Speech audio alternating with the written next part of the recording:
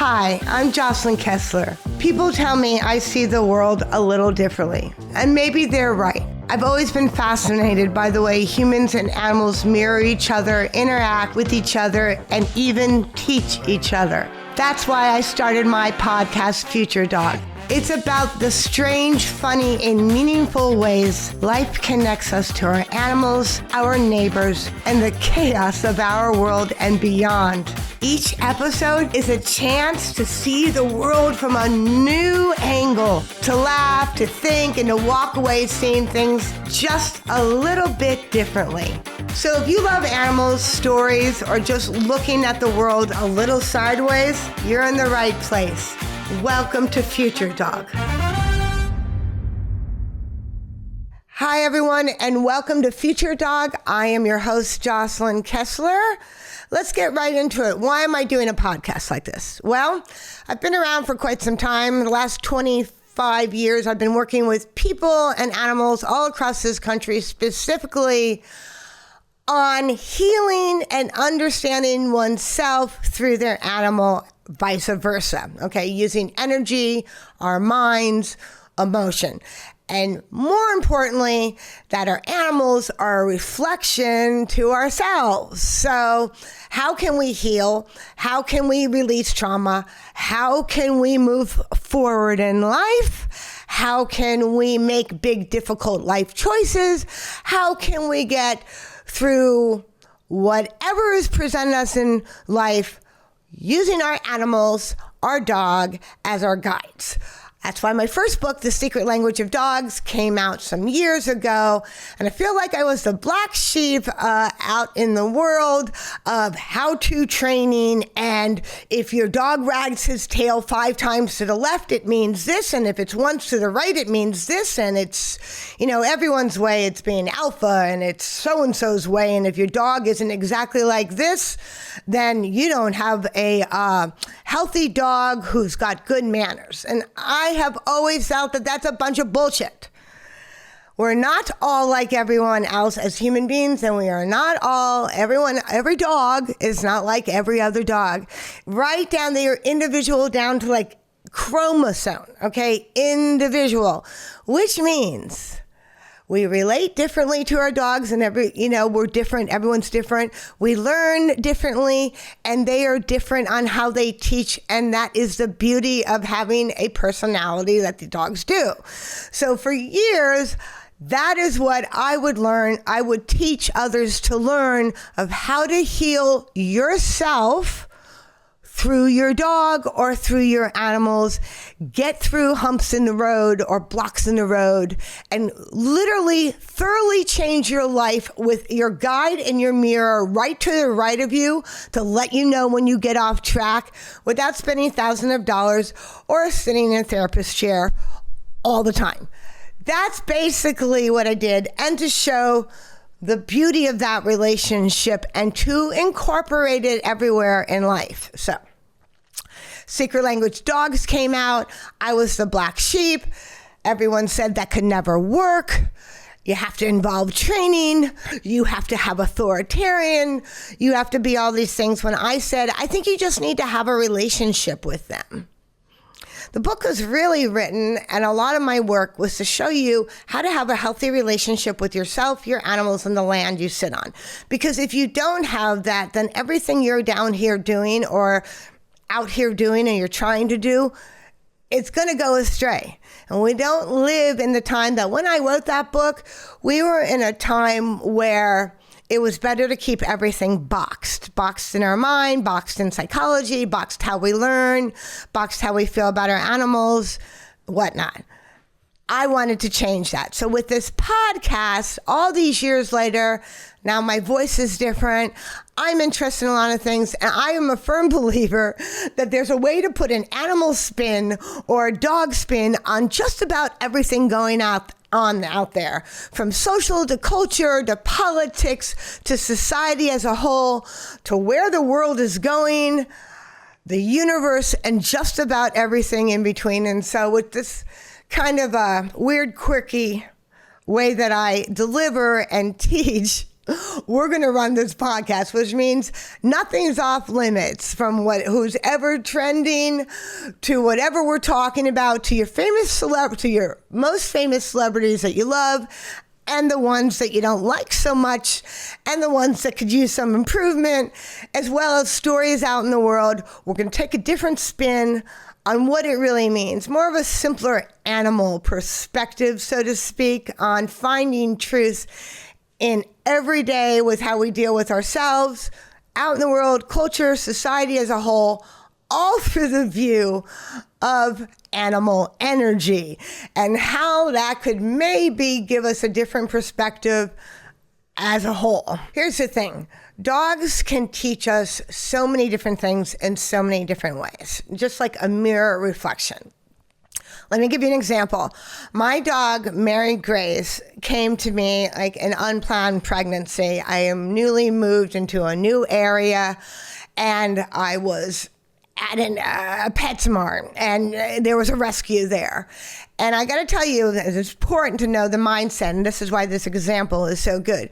I had been, for months, really on edge. I felt like I was getting colder. I hadn't had a dog for a while. I had lost my last one about 4 years ago. And I was with animals all the time, didn't think I needed one, but I lost track of basically how cold and every step was controlled. And I could feel that, but I never really said that. Fast forward to I have to go and move, start a new life, new town, get to a PetSmart. They're having adoption. The first thing I say to myself is, do not go near the adoption at all. Just get what you need. Of course, I go right to the adoption, and I see this little puppy on the ground, and I say, that's my dog. That's Mary Grace. Mary Grace was found in a box on the side of a highway in Alabama, kind of deep-rooted Alabama, her and two siblings, and I got her. And I have to tell you that the first thing I noticed, the first second that I picked her up, the foster parent said, I wouldn't really hold her. I held her at a distance. I had her at a, oh, here she comes because I'm talking about you. I held Mary Grace at a distance, and I said, I'm just going to hold her out here and do a feel on her. And he said to me, she loves to love. Just hold her and love her. And I'm giving this example, and I'm taking some ownership. And I have to say that the first inkling, and I said it out loud to him, is I said, I don't have to hug her right away to know if she's connected to me. Okay? That was a problem right there. And it literally, in the first moment, I looked at myself, and of course I didn't say it out loud, but I said it to myself, bitch, you have gotten cold over this time. You've gotten a little cold and disconnected from self. So Mary Grace, as soon as I put her in my arms, Mary Grace is all about love. When she meets new dogs, a boy dog, she kisses them right in the mouth. She got to love them. She got to take care of you. She's got to heal. If I get slightly worked up while I'm walking her and I've got an attitude or I'm thinking of something and I'm getting to be like an asshole, just by tensing my hand for a second, she stops and looks at me like, with this look like, if she could say it, what she does says it energetically, what's wrong with you? In the first month of me having Mary Grace as a puppy, she must have looked at me, I don't know, 10, 15 times a week of, wait, what's wrong with you? Why are you so distant? Why are you so cold? And I have said and voiced out in the world to people and friends, this is a dog is teaching me to love again. That's a perfect example. I wasn't even going to get a dog. And I write and teach people about learning and healing from your dogs and animals. I wasn't going to get her. And she forces me and has taught me to look at myself differently. And if I am nasty, she will stop and she just tilts her head and gives me a look. And I do not need to have to question that I'm walking around disconnected. It's absolutely immediate. If I go to walk out of the house and I have any anything that isn't a natural, happy smile on my face, she won't leave the door of the home until I change my self, my mind. I stop being a victim, stop being a whiner. Mary Grace helped me heal my heart. So it was really Mary Grace all in all. Actually, Mary Grace was the inspiration for Future Dog. Here's what I said about Future Dog and what this podcast is bring. Yeah, and that's an example of how animals have changed you. I now correct myself. I now don't walk around with that energy. And now I don't walk around when I'm not with Mary Grace. I don't do it either. I catch myself. I constantly say to myself, how'd you gotten so cold? Our dogs are ready to show us that. And Mary Grace shows me all the time. She'll whack me in the face if I have an attitude. How is that not helping you get yourself into place? That's a perfect example. And that's also why I did Future Dog.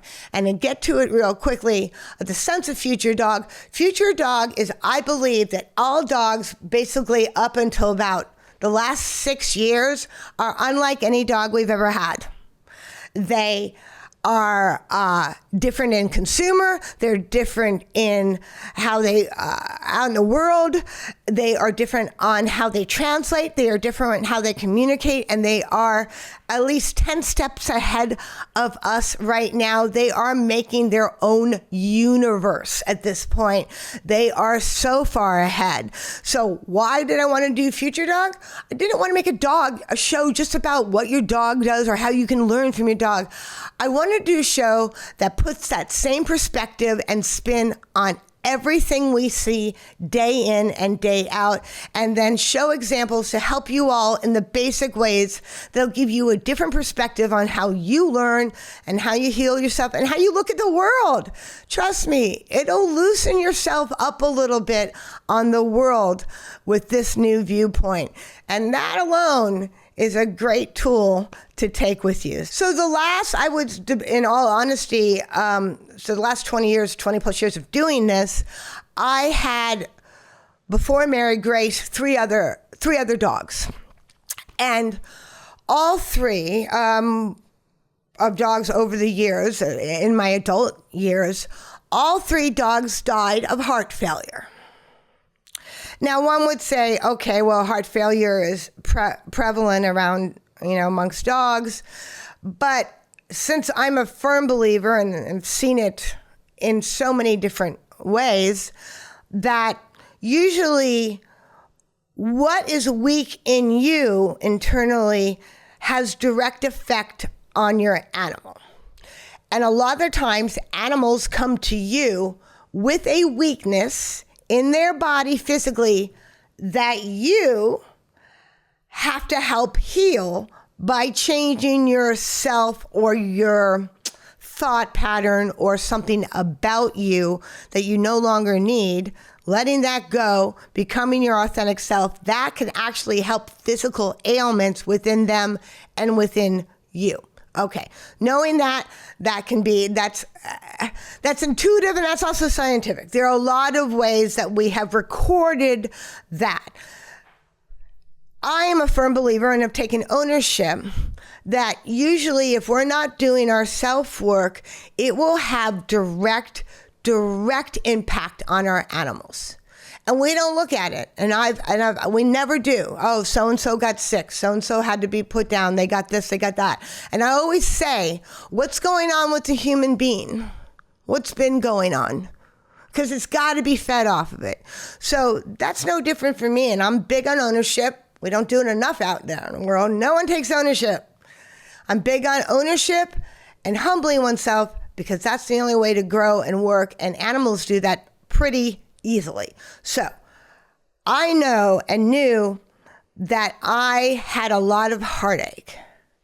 And I walked on this planet with a tremendous heartache. I had a married very young. I had a very difficult divorce. I was a very insular child that grew up in a really weird world. So I'm not just making this for Future Dog. I literally grew up as a child up until this age in that kind of weird world where I kind of function and analyze everything literally from a animal perspective or why it would work. And what screwed me up is I'm a human being and I got to deal with human shit. So I had a lot of heartache. I didn't know how to love and I didn't know how to trust. And I didn't really work on it.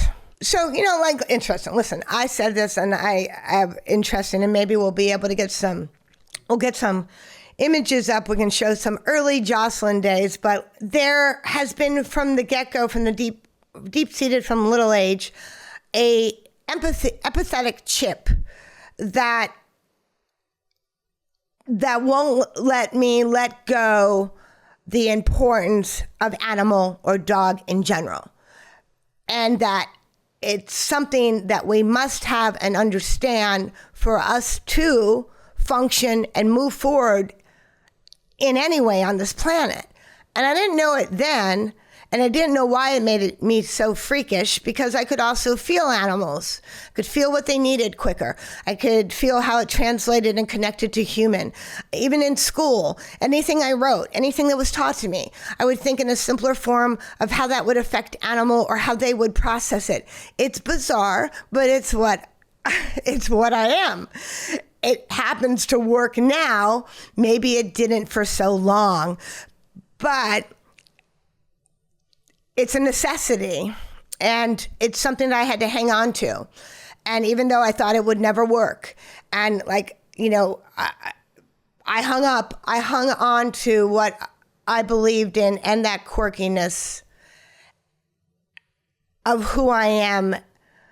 And it was all the dogs that I have worked with along the way and in my life, and a good amount of horses actually, that helped me heal permanently my heart and understand what I no longer can travel with if I want to be successful as an adult human on this planet. From young age, in some way, I had to constantly understand this and see how it made work for me as a human out here so I could function as Jocelyn successfully, but not let go this and put this out in the world and teach people because of that, right? So it has me go back exactly to this.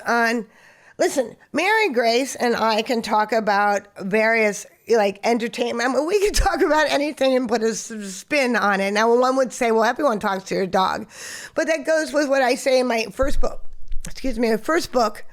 My Secret Language of Dogs, which I speak completely different, totally different. But the premise and what I was driving for remains the same. It's a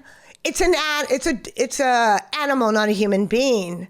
And I used to say that drove me crazy. People say, oh, it's just an animal. It's not a human being. Well, sitting right here, this animal right here, I'll let you know that in the last 8 months of having this animal right here, I no longer have a broken heart. I actually appreciate who I am. I actually have found new facets of me that I never knew existed that are more of who I am now and my true self. I have been able to open up. I've been able to understand relationship more. I've been able to have a solid family dynamic and see the importance of that. And in those last months of having this dog, I have started to understand the importance of human interaction, good communication, and a healthy energy to expand on this planet. Well, shit, that sounds like a lot, right? But I put time in on that because it bothered me so much that I couldn't, and I wasn't that when I first got her. And the reflection in the mirror image was so incredibly almost it blew me away, like almost threw up, of the mirror image of, I literally said to my best friend, I've become feral. I've become like a feral cat. I've been roaming the streets, the back alleys, like eating like tuna in a can and shit for these last years. Like, I barely brush my hair. I'm associating with animals. I'm crawling on the ground. I'm trying to teach people, I've spent years on animals that were dying. I was their last person with their human companions. I'd help them move over. Like, you name it, anything that had to do to show, look at their value. And you know what? As I sit here, and maybe I come to this thing is that listen, you can, in this day and age, all things are possible. And there's a good, hearty part of me that's very, very animal. It's that primal sense that allows me to teach. It's that primal sense that allows me to simplify things that people think are so complicated. It's that side that allows me to laugh at things and say, it's just not easy, but let's do it because we have to do this process. This is that dog that did it. And me, who's had many dogs in my life and grew up with dogs and have worked with just about, I think, almost every dog a lot of dogs across the country. Okay, not every dog. A lot. I should have known, right? I should have known, but I didn't. I didn't know. I didn't know how to know. I should have. So how does that, and that's why I want to help and put it in ways that can be fun and we can laugh at it and I can show you what's really going on and you can get it in fun ways rather than this serious way of ways to change oneself and see what's not working and let it go and heal and move on and go into better ways just by your animal. I mean, this is now she's like, I'm done. Thank you. Yeah. Her contract only goes to this long. Okay. But and that's boom. That scenario right there. If we can suspend for a minute, I said what I needed. She knew that. And she moved out. That's an animal. That's how dogs move. That's why they don't want us to hold anything. That's why they want us to move on. That's why it's like, you got it. You're right. You healed your heart. It wasn't easy. I cried a lot.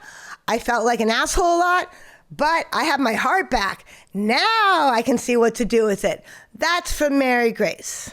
That's why I do Future Dog. And that's why we're here today.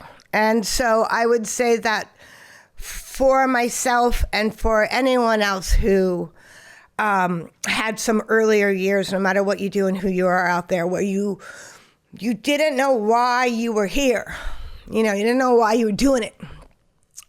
There's a reason. And if you're looking for it and you haven't really found it or you're honing it, I don't know, maybe we can help here and maybe we can help show a different perspective to kind of get you all in the way that you should be. I always say, live your fullest Mary. Mary Grace is living her fullest Mary and has taught me to do so. And so now that's what we're going to do here on Future Dog. And I think that's it. All right, everyone. Thank you for joining me here on episode 1. We're just getting started.